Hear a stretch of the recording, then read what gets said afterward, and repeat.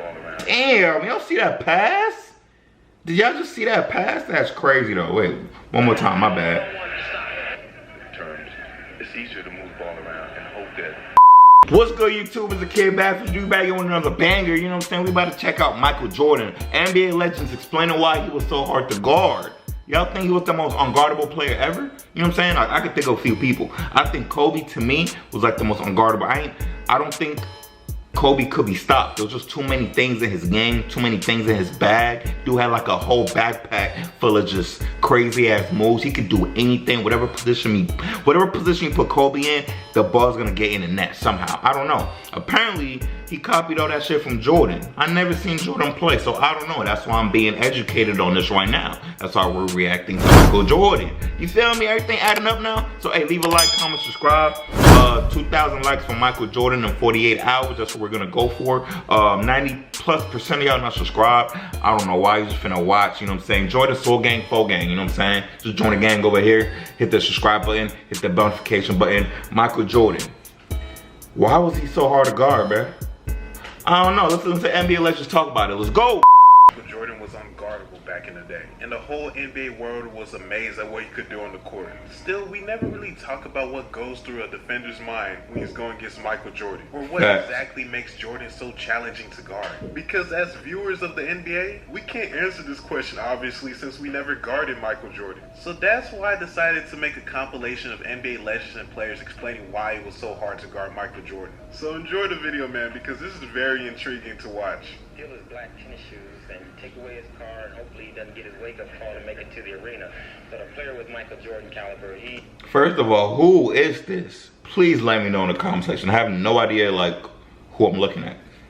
Like, I don't know. Real talk. Like, I'm over here ready to learn and just get educated on like 90s basketball, 80s, all that. You know what I'm saying? So I'm gonna ask a lot of questions. Hopefully y'all can answer a lot of my questions. Let's go. he is almost unstoppable at this time of the year. Uncanny ability to be able to create shots and hang in the air, and he's a warrior, he's competitive, there's just nobody like him. I think he's the most outstanding player in the game. Sheesh.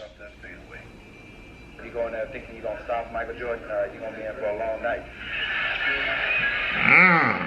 Pray and hope that he misses a lot of shots. Fire time by Michael Jordan. He gets the ball real easily and real quick, and he spins and turns. And once he's hitting that shot so well like he's doing now, it frustrates you a lot. He gets so high in the air right there, he's fading. Not even Jordan Marathon can get to him. Jordan 7-7. In the past, physically he just dominates you so much. Now he sets you up better, he lures you better. He has that killer instinct, and that's what makes him so deadly. Michael Jordan gets down low. I don't care who's playing him. He's almost impossible one-on-one to stop. Turns. It's easier to move the ball around. Damn, y'all see that pass? Did y'all just see that pass? That's crazy though. Wait, one more time, my bad. Turns. It's easier to move the ball around and hope that someone's gonna make this defense pay. During the Jordan rules, they weren't running the triangle offense, and what the triangle offense did was it does not allow you to double him as much because there's constant movement now. That's why I think he's still as great as ever, because you have to play him one-on-one most of the time now. I was a jump shot shooter, but I never had to rely upon that skill because I could get to the basket. But now the defenses are collapsing as Detroit did for years. So I got to stop and pull up. I got to utilize the jump shot. I got to take what the defense gives me. I'm not going to go against the grain. So when working with Pit Viper, we've tested a whole bunch of different ad formats in the past, from native to display. He is just one of those players that just didn't have any weaknesses in this game. He didn't have any weaknesses? That sounds like Isaiah Thomas talking about him. When he first probably came in the league, everybody talked about he wasn't a good outside shooter, became a good outside shooter. Everybody talked about he couldn't shoot the three-point shot, became a decent three-point shooter. Down low, didn't have a post-up game, developed a post-up game. He wasn't truly a good ball handler, became a good ball handler. Defensively, he was just incredible of the court. And, that double hand grab, crazy. He's probably, I think what separated him from everybody is that his mind. You know what I mean? He was probably one of the most, I want to say, well, not brilliant, but probably one of the most intellectual basketball players that I didn't play against. Who's this? Whole time I thought it was Isaiah Thomas. Who's this? Let me know in the comment section, y'all. Real He's talk. always thinking the game. He's always thinking ahead. And you could just see. And his mind is always working. You know what I mean? Facts. And I will say this. He probably was the best fundamentally sound star that I didn't play against. You know, from the standpoint of he didn't do a lot. He just got the spots on the court. You know what I mean? It's just like a surgeon. He just gets over here. I want to get a shot there. Pump fake you. Take 1 or 2 dribbles. I'm gonna get to that spot. Right. You know what I mean? And so you never hardly see him take a bad shot. Right. You know, always on balance. He was just fundamentally sound. I think that's why the game was so easy to him. Right. You know what I mean? Because he took the fundamentals that he had and put it with the athleticism and the mind that he had. And the game looked simple. Hey, this dude is spitting facts. This dude is like saying everything this dude's saying right now makes so much sense.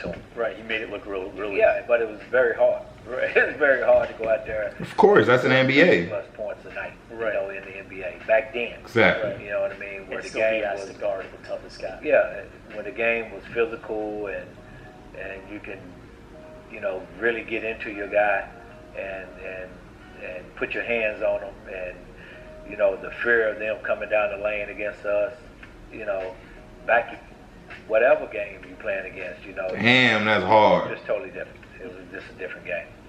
Start with Michael Jordan. I mean, obviously, look, he's going to have some success against everybody, but as we watch some highlights here, take us through what's the approach? What are you trying to do? What are you thinking about with Michael Jordan across the way? Well, first of all, I'm really nervous about these highlights because those are the 3 of the best players in the history of the game. But Michael Jordan, I did guard him a little bit when I was in Detroit, and of course I guarded Scotty a lot. But he was so efficient, was able to get what he wanted, and he did most of his domination was in that mid-post area. So he got the shot that he wanted, whether it was from mid-range. Can we show some misses? I mean, right? Michael working you over in the highlights. Yeah, I mean, you didn't get. I got him on the other end. You know what I'm saying? But Michael was so great, and what I loved about Michael, he just was efficient. He got the shot he wanted. Whatever you threw at him, he had a counter. He really didn't have a weakness in the mid post and in the mid range. Once the cigar comes out, it's like he's already lighting the victory cigar before the competition. I had a chance to play against Michael Jordan, but it was when he had the Wizards uniform on, so it wasn't quite prime Michael Jordan. It was 40-year-old Michael Jordan. Okay. What's he like guarding? Paul Pierce? I remember he still was a phenomenal athlete. He still had great footwork, and he actually gave me about 30 points. He gave him 30 with the Wizards jersey on? Paul Pierce, come on, bro. Like the 3rd year in the league, and he's still probably one of the top 10 athletes in the game at the time. Yeah, he trash talked a little bit. You know, I remember hitting the fadeaway, telling me you can't get to that. Here, defending Jordan, ball away, he hit 29 for Jordan. You know, he really had a run. He say 29 for Jordan? Damn. Antoine Walker Antoine Walker was in Chicago, and you know, these guys played against each other in pickup games in the summer, and you know, him and Antoine Walker really went at each other quite a bit. Antoine, you know, he's one of the best trash talkers that ever played the game, but I think that game he wish he had just not saying anything. Has a great deal of respect for the defensive skills of I've heard a lot of stories like that. Somebody talking trash like to Jordan and then regretting that shit because it made him torture your ass, your whole team, Some games everybody. where I thought I did a really good job on him, and we won the game, and I felt like he never got into a rhythm of the game at all. And but I would be less than a man to sit and tell you that I did it all myself, because we have such commitment from other guys behind me of help and rotation and all. doing a fine job only means that everybody else was rotating and helping out a lot. But we couldn't stop Jordan. I mean, I'm looking at the highlights of Jordan. Every single time we double teamed Jordan down court, but he still averaged his regular season average against the Pistons was 37.5. Good grief. Damn. And then some nights he would get hot. Wait, what? On the That's funny. We was double teaming him every single time. I'm talking about Jordan. Right. And he gave us 60, 63. I mean, he was just unbelievable. So that's hard. I couldn't say that he was my toughest to guard because we was all guarding him. Right. And when we wasn't guarding him, he may have gotten 100. Literally. I mean, he was that good. But And one guard, 6'6" from Miami. May have got 100? 100 though? I don't know, Chief. What's important to defend a player like MJ, for example? You gotta have a lot of good teammates. You're not gonna guard him by yourself. You gotta have some good help. He's the player who can do it all, and so you just gotta get one hand up in his face and Shopping for car insurance is the worst. Not anymore. This quote says 153. don't go on. When we mentioned Jordan, did you notice his body language? He's still on alert. He's still on alert. Like he's in the film room.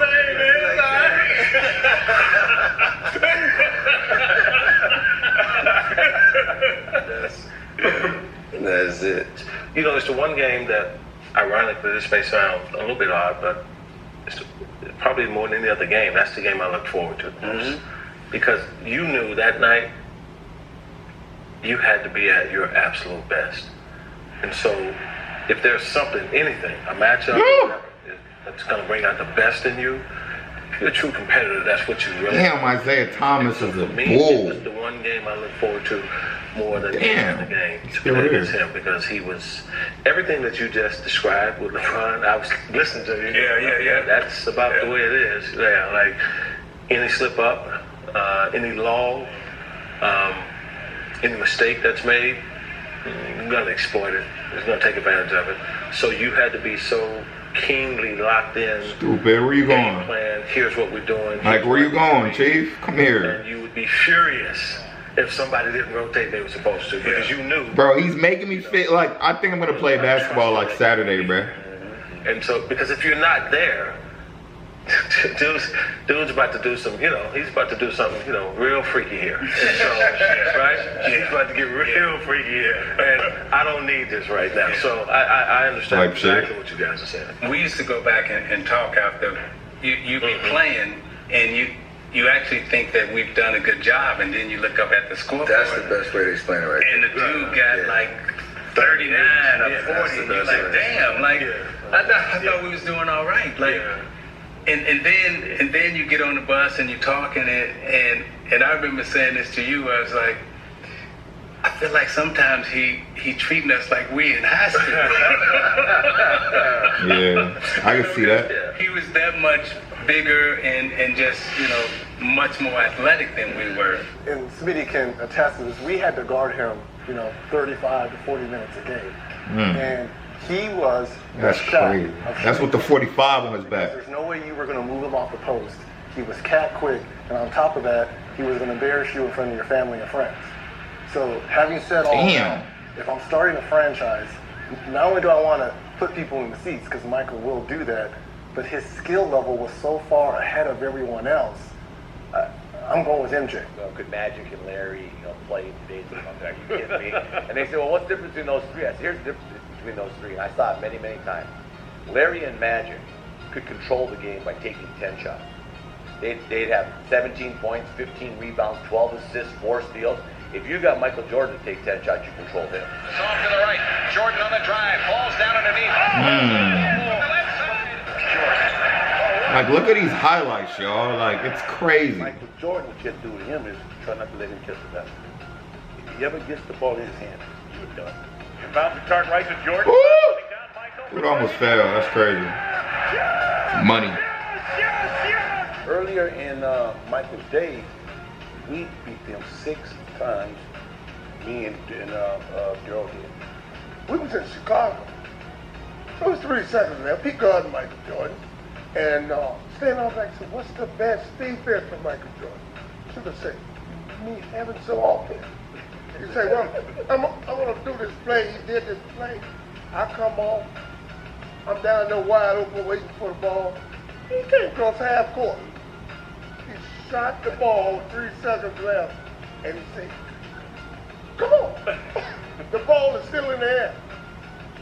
And he just runs off. Come on. And he started running. You know, we had to go downstairs to get to the locker room. Everybody was standing there looking like this. Flash right through. We beat Chicago, right? He's already gone. We get down to the locker room. He come out of the shower. I told you to come on. That's crazy. If that story's true, that's a crazy ass story. Jordan's the toughest because he's strong as LeBron.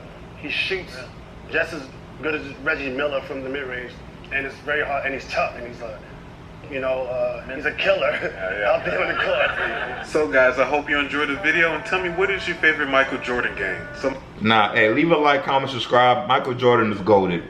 I'm gonna go with Daryl's story.